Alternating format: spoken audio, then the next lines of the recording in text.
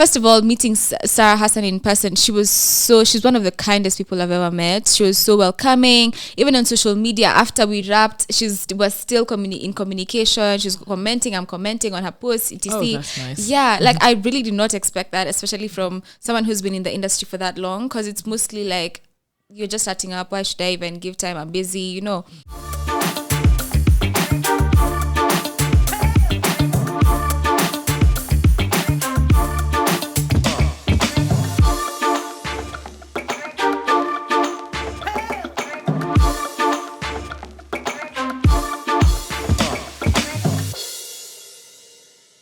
What's up, guys, and welcome to the Arts In Show. My name is Chepto Ekboyo, and today we have Stephanie Muchiri. She's an actress, a commercial model, and a TV host. And I know you guys, you've seen her on the latest series, Pa, and you can't wait to know her. Welcome to the show, madam. Thank you. Karibu sana. Thank you. Ebu, give us a short background about yourself.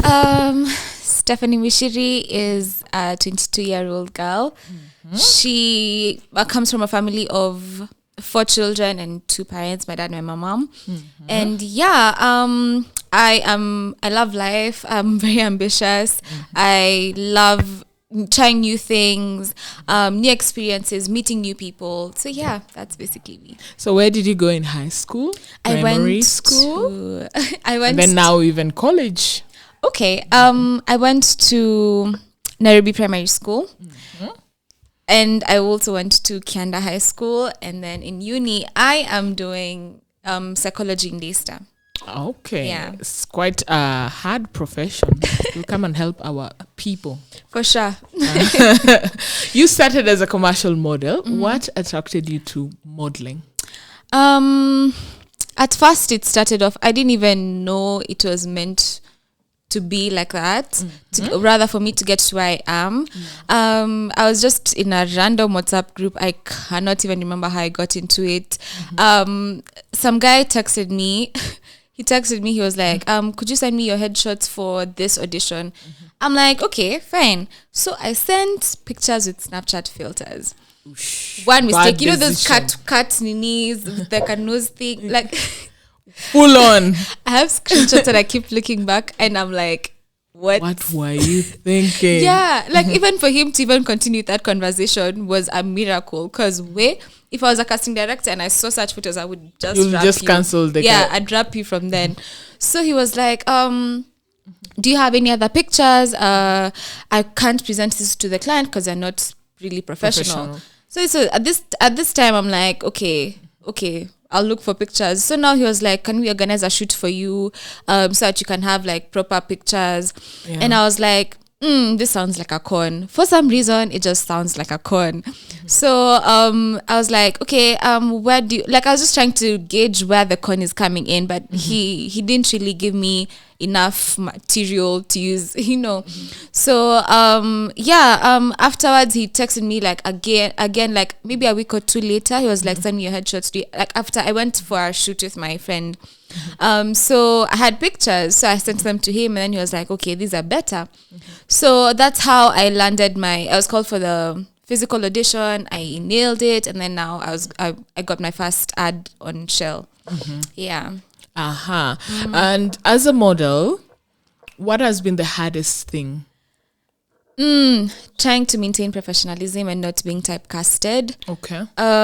Especially in our industry, I feel like most girls just easily give themselves to be used because they want to either be on TV or be famous or be known. It's a certain type of crowd, and just trying to break that narrative for I'm not just like, this is work, this is a profession, just the same way there's the doctors, the lawyers, this is also my work. So it's just that to maintain that professionalism, for I come here, we sign my contract, I deliver my what you're supposed to do. Exactly. And then I leave.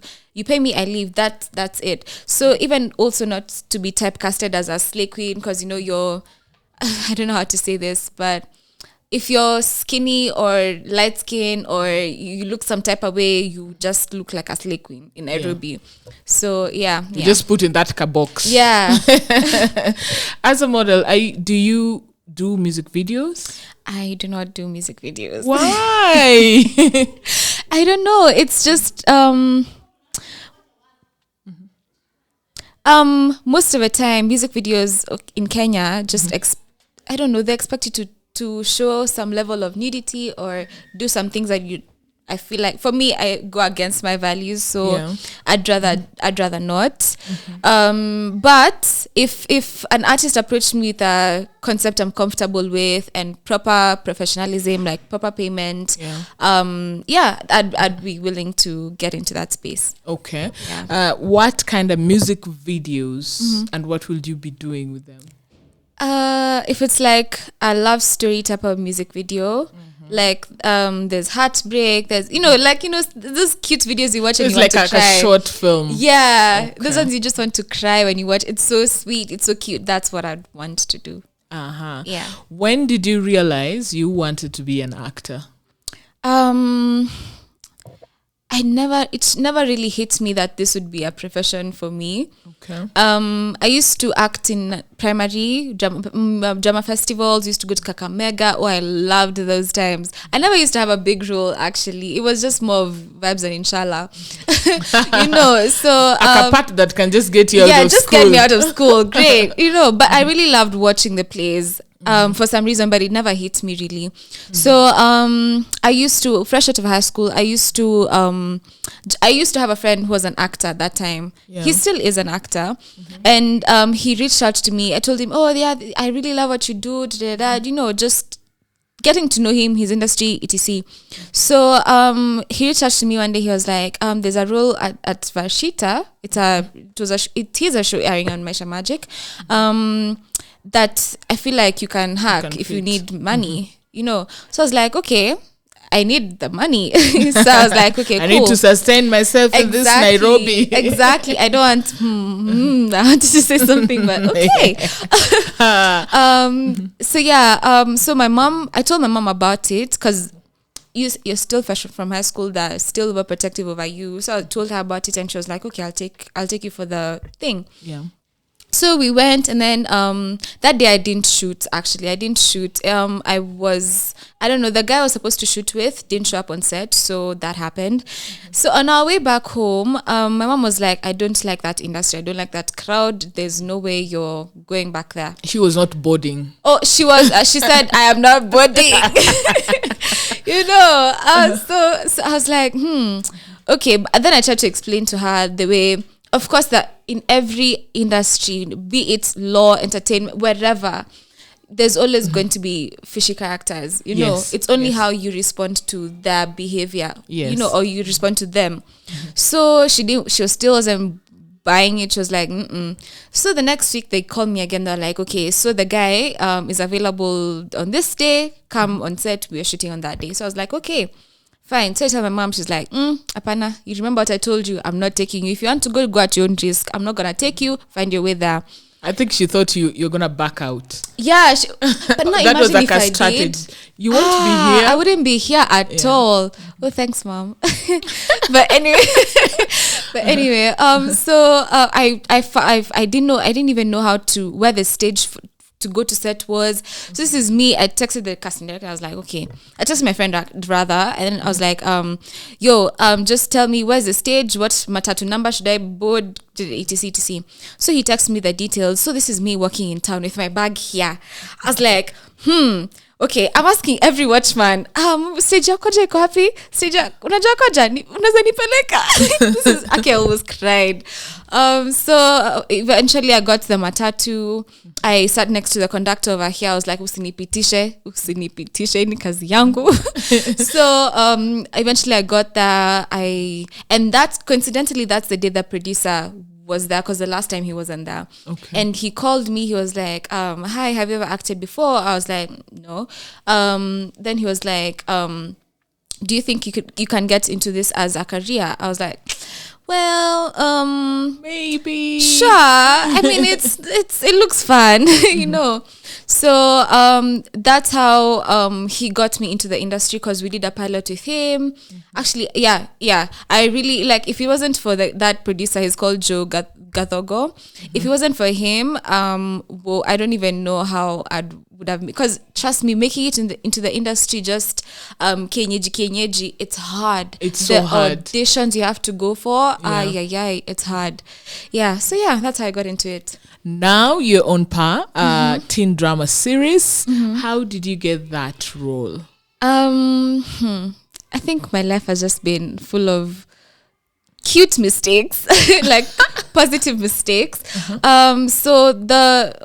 We did the auditions in January, but how I got the auditions was now the funny story. Because coincidentally, after shooting Crime and Justice season 2 with Enos Olik, he was the producer, he was the director on set. We wrapped, and then we went to EOP studios, like as a whole crew, just to chill, enjoy. So like a rap party. Like rap party, but it wasn't like a major thing. It was just like a casual thing, because it's near my place, it's near home. So we were there, we're just talking about having casual conversations. Then the assistant director was like, "Oh, by the way, see, you can cast Steph for that new show in January." And he was like, "Oh, by the way, yeah, but now I was being given a brief that it's for like kids, etc. Like, I don't know if they're going to stick to that brief, but you can send your headshots to Kolo. He's a casting director." So I was like, "Okay, great." So this is me going home. I'm like, should I? I was like, no, it's not a must. Like, after all, it's for kids. It's for kids. Like, why would I stress myself? Why am I stressing the casting director? See, let me help him do his work. So that happened, and then in January, now around January 4th or 3rd, I got a call from Enos. He's like, "Oh, Steph, by the way, did you send your headshots?" I'm like, "For what?" He was like, "Oh, for that show Ken was talking about that we're supposed to be shooting in Jan." I was like, "Oh no, I didn't, because you told me it's for kids." Yeah, so that happened, and then he was like, "Oh, just send your pictures to Kolo, then we'll see if the client likes you or not." So I was like, "Okay, fine." So I sent my headshots, and then I think a day later, Enos is like, "Oh, they loved you. Now just we'll have to do a Zoom call audition, because I think one of them wasn't in the country or wasn't around." So they were like, "Let's do a Zoom call audition," which was so intense. It was so hectic, because they're like, "Cry, imagine this, do this. I want to see this in you. I want to."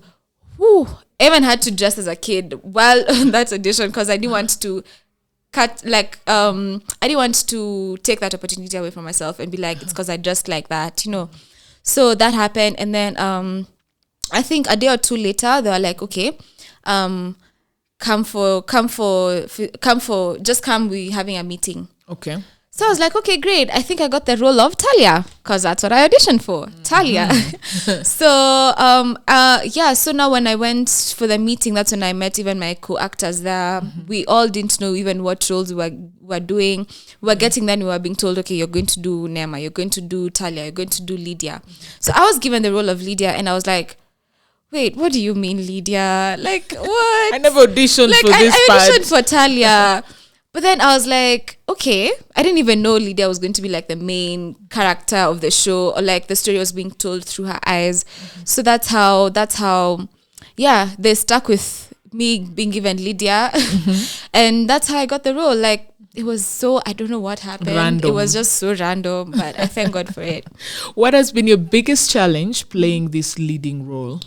The level of introspection I had to do, because for me, Lydia and I were very similar, because I had the same experience coming from primary, which was it was from people of all places. Like, there was no antisocial class dividing us. So then I went to high school, and the school I went to was more of like for politicians or like big a big people, prestigious CEOs, kind of school. children. So I was like, okay, great. I'm from 844. I'm from a public school. I'm coming to a Go private to this school. private high-end school. High-end school where we're eating with forks and knives. Me, I'm used to eating with either my hands or like a spoon. Like a spoon. Yeah. Keep it moving. Man. And plastic plates. Yeah, that glass plate. Anyway. So glass plates. With forks and dessert. I mean, some Orientation. chuma plates if you're supposed to carry your own plate. With your name on a cup. Yes. So yeah, during orientation I was in shock. But anyway. So yeah, that transition really was hard because I really needed to figure myself out. And I don't know, for me high school was a very, determining stage in my life because I really I had to do a lot of self-awareness evaluation because I needed to know what I like, what I don't like, why why I need to conform to, if I feel like, why am I not feeling enough for these people, like I had to do a lot of work on myself. So when playing Lydia, I had to really dig into the traumas I experienced, all the crying I did during high school, all the, so I had to bring it out because the scenes, I'm not going to give spoilers, but the scenes where I really needed to be emotionally vulnerable. Yeah. And that introspection really helped me. So yeah, that was really challenging, but it was really nice. Yeah. When you just said trauma in high school, what are these traumas? Getting bullied a lot. Or we expect when you go to such private school, there's no bullying. There's no tolerance for bullying. Well, How about that? when you come from a public school, I mean, that's all I'm saying. But anyway, it was really, the bullying was intense because at the time I remember someone really made up a whole story about me. I was in the bathroom, yeah. So once I left the bathroom, I was in the bathroom, I'm hearing noise outside. I'm like, hey, what's going on? So me coming out, I'm like, what's happening? Then some friend of mine was like, oh, someone said so and so is looking like this and they should go to the gym. I'm like, yo, what do you mean? Who would say that? Gym in high school? Actually, anyway, I'm not gonna go into details, but but yeah. So I was like, wait, what do you mean? Who? Then they're like, see, it's you. I'm like, oh, so you are the rumor monger. Yeah, the one who's making up stories spreading like that. The rumor. I'm like, atakama you guys, even if it's just trying to bully me. Like, yo, that's a stretch. Yeah. So it was just, I don't know, I really experienced a lot of trying to fit in. I was trying to like fit in, but I felt like people are trying to push me away. It's like, oh, I don't want you to, I don't know, maybe that's my interpretation of everything that happened, but yeah, it was hectic for me in high school. I think the only time I really felt comfortable is in Form 4, maybe second term. At the end of the whole thing, that's when I felt like, you know what? Home stretch is when you're feeling comfortable. Yeah, I was like, you know what? I don't need all this drama. Me, if you feel like you like me, fine. If you don't like me, it's your own problem. Okay. Yeah, it's, so that's when, that's how I experienced high school. What should the audience expect about the show? The show Pa. Every episode has a lesson. Every episode has its own story, has its own emotions, has its own. You get to understand every character differently, and yeah, it's a build up of why this character did this, or So every episode is very unique in its own way. So you should definitely keep tuned. Stay tuned, rather. Yeah. You also run an online store. Yeah. Shiru store. What inspired you to start your own fashion business? Well, funny story again. Okay. I think it was an influencers company that reached out.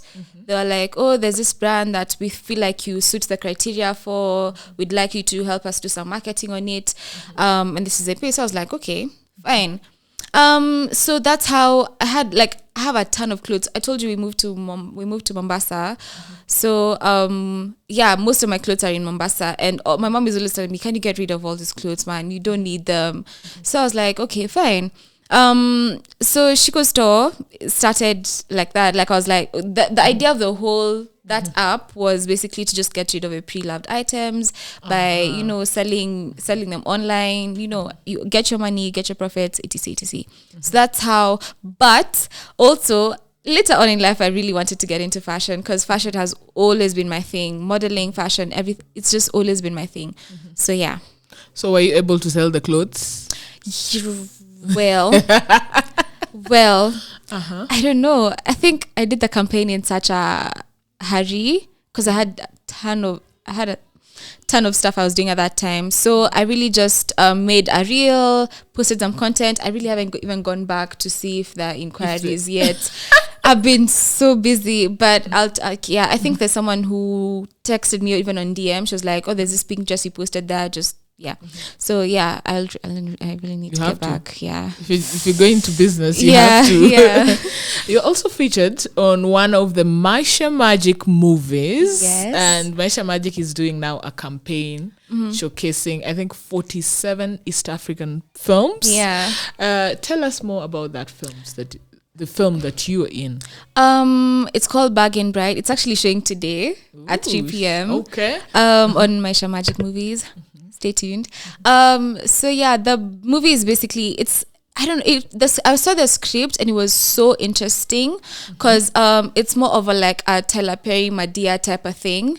But because the lead comical character, drama. Yeah, because the lead character was playing himself and also his sister, who's like this big she's not typically what men in the society right now would prefer. Okay. So basically the whole storyline is the brother needs to get the sister a husband before now we can get married because I was dating him. I'm his fiance, the main character's fiance. Yeah. That's like Luo community. Yeah. Where the elder brother has to marry before the rest can marry. Exactly. So the elder brother has locked the family. Exactly.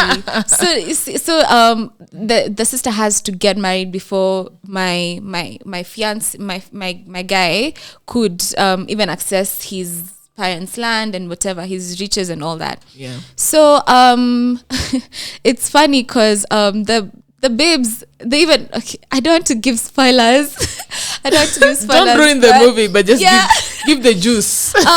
So basically I end up with a different man and who's ready to marry? Yeah, who's ready to marry? Because I was like, no, I can't be doing this back and forth. No one wants to marry your sister. We can't be doing this all the freaking time. So yeah, that's how the storyline ended. Watch it on Maisha Magic. As we said earlier, you were also on Crime and Justice. Yes. How was it on set acting with veterans like Sarah Hassan, Alfred Munywa? How was it? It was so surreal. But okay, first of all, meeting Sarah Hassan in person, she's one of the kindest people I've ever met. She was so welcoming. Even on social media, after we wrapped, was still in communication. She's commenting, I'm commenting on her posts, etc. Oh, that's nice. Yeah, like I really did not expect that, especially from someone who's been in the industry for that long, because it's mostly like, you're just starting up, why should I even give time, I'm busy, So I really appreciate her kindness. Also with Alfred Munywa, we were to work on a different project together, so we had to train and camp at a different location together. So that's how we met and we talked, and he was really welcoming when I was on set. He was like, this is my girl, this is like, we worked together before, she's so professional, etc.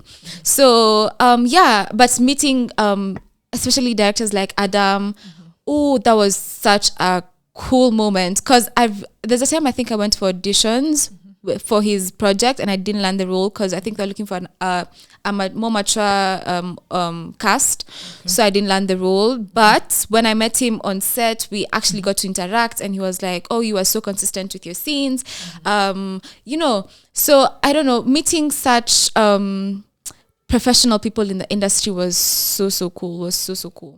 Yeah. We said earlier you're in Daystar studying psychology. Yeah. Now film has picked up and is going on a good trajectory. Will you switch from psychology to filming? Will you continue with psychology? Well, let me just give a backstory. My mom, when I told my mom I'm getting into this fully now, she was like, you just have to finish your degree. Come rain, come sunshine, come sets, come whatever. Typical African man. Yeah, you have to bring me that degree, then you can do whatever you feel like. But I feel like psychology has really helped me. Even the little knowledge I've gotten from it so far, it's really helped me in this industry because I'm able to navigate through different personalities and understand people, and not really, because if someone was to be mean to me, I'd understand it as they're projecting or they had a bad day. I wouldn't really take it to myself and be like, I'm not the one who's talented, So if I don't know, it's really helped me to understand people, to understand crowds, to understand that how to manage and control the situation. So it's really helped me, and I feel like I'm going to my 4th year in August, so I might. You're just about to finish. Hey, but let me tell you, it's hectic. It's so hectic because now you can imagine. There's a time, Crime and Justice. I did one of my final semester exams on set. I was like, just give me 1 hour, guys. Just give me 1 hour. I finish this exam. My friend brought me a laptop. Everything like I was in the club. We were shooting from B Club. Yeah. I was in the club there. My camera is on. They're just seeing red lights and blue lights behind me. They're wondering, okay, this babes is not serious, So yeah, that's I don't know. I feel like I will hustle so hard to finish because I don't want to have opportunities that I have to keep thinking about. I still have school. I have a degree I have to finish. I still have classes. So and it's also good for a backup plan when things don't work. You just fall and continue with psychology. Yeah. How is it balancing work and school? Hectic, because I'm always being told by people, especially in the entertainment industry, that these opportunities come once, and if you keep pushing them aside, no one will call you anymore. It's going to be like, that one is busy with school, that one is busy with other things. Yeah. So let's go to the next person who's available. So I don't know. I've always been told that even if you're trying to, even if you're still in school, make the most out of every opportunity you get, because they don't come often. They do not come often. Trust me, the DMs I have, how do you get the opportunities? It's always been God for some reason. I don't know, because people are looking for that opportunities and they don't have it. They don't have them. And me, when I get them, I'm just taking them for granted. So it's hectic to balance both, because school can be so exhausting. You have group work, you have term papers, it's exhausting, but you just have to deal with it. You just have to. It's a sacrifice you make for this life you want to live, so yeah. Now that mom is seeing you in this big series, is she more supportive? Yes, both of them actually are. They're very supportive. They're always sharing my stuff. They're always telling me how proud they are of me, and how I should stay humble and also finish school. But they're actually very supportive of my career. When I tell them I'm at work, they don't even question. They're like, okay, fine, just let me know. At least you're seeing results. Yeah, it's not an illusion. I'm at work and there's nothing that's coming out. So yeah. Who do you look up to? In terms of career or? In terms of acting? Acting, Viola Davis. Oh, Viola Davis is... that woman is crazy. What? Every movie, every project she does, you will always remember her. There's no kubahatisha ati, she was there. I didn't even notice. It was more of yes, it's the one Viola Davis was in. Every scene, how she delivers her lines, I love it. I just love it. If I was to work with her one day, I'm manifesting. If I was to work with her one day, I'd be so starstruck. I hope I'll be able to stand. But yeah. What do you do for fun? What do I do for fun? I enjoy going out with my friends. I enjoy planning activities. I enjoy music so much. Especially spending time with my friends. I've come to... Okay, I've met new people, especially at the end of last year, this year. We're becoming closer every single day. And they've become such a support system for me. They were there at the premiere. They're always sharing my things and vice versa. I don't know, spending time with my friends is really a love language for me. Yeah. If you've even called it a love language for you. Language. I really see you in the gym working out. What really got you into fitness? I have a friend called Rotimi. Shout out to him. He is a fitness enthusiast and profession. So, yeah, I don't know. How we met when I was modeling for his brand. Again, it's just always interconnected somehow. I was modeling for his brand, and that's when he was like, he got me into this whole lifestyle for eating well, or going to the gym, making it like your part of your routine. So yeah, through like afterwards, we just kept talking. We became closer and closer, and that's how he got me into the fitness industry. Because man, I was like, oh yeah, I'll start on Monday, and every Monday is just coming and going, and I haven't started yet. But 5 months down the line, we're still waiting for Monday. Yeah, and plus he's part of the he's also one of the people in my friend group. He's actually one of the closest people in my friend group. So he's been creating programs that we can all do as a squad, like Project 60, which is currently going on. So yeah, like we're always trying to push each other to do the best. Nice. We're always trying to push each other. So that's how I got into it. Back to now the big question. Are you single or dating? Well, in Nairobi, guys. I'm joking. No, I am not dating officially. But yeah, that's all I'm saying for now. But you're seeing someone. But I'm seeing someone. Okay. Oh wait, no, mom, dad, no. To Nairobi.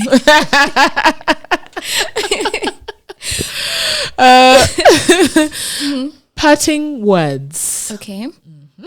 To get into this industry is not easy at all. Don't underestimate the value of networking, especially putting yourself out there. Don't sit down and wait for an audition to be posted. Talk to actors, DM actors if you don't have their numbers. DM them, ask them, is that extra role on the project you're currently working on?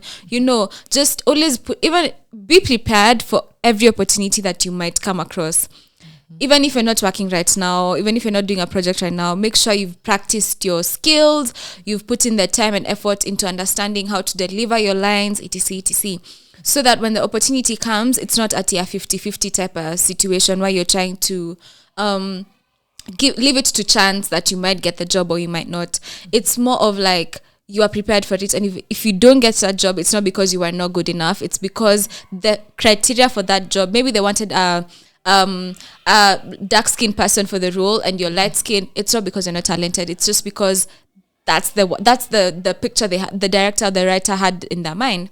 So always be prepared, put God first, stay humble and stay kind to whoever you meet. You never know. The same people you pass on the way up are the same people you might pass on the way down. Yes. So there's I don't know, just always be humble, always be kind, be prepared as well, and stay grounded in your art. So yeah. Thank you so much for coming. Thank you for having me. Okay, karibu tena. Thank you guys for watching the episode. Please subscribe, and I will see you guys next week.